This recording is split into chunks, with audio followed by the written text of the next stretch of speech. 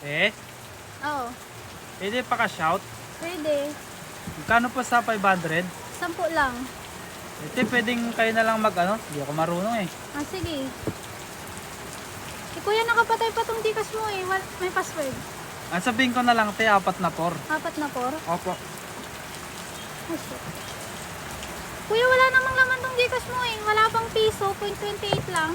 Ha? Paano naging walang laman, te? Walang May laman. 500 po yan ah. Walang 500. Walang 500, kuya. Te, hindi ko naman tatanungin kung walang laman. Wala nga, kuya. Kahit tingnan mo dito sa transaction, oh, wala. Baka naman na-send yun na, te. Hala, kuya, gagawin mo pa akong magnanakaw. Grabe naman yan, kuya. Eh, ang huwag bilis mong ko ganun yung naman tao. gawin. Hindi porket di marunong eh. Grabe naman kayo. Bilis ko naman gawin yun kung naisend ko agad. 500 po yan. Wala po talaga. Ha? Kung gusto mo pumunta na lang tayong barangay at bibigay ko sa'yo yung 500. Sa barangay tayo mag-usap. Wala po talaga eh. Eh, hindi, te. Di bali na lang. Karma na lang bahala. Wala, grabe ka naman. Ikaw pa yung Kung dito ka mangi-scam, wag dito, pucha.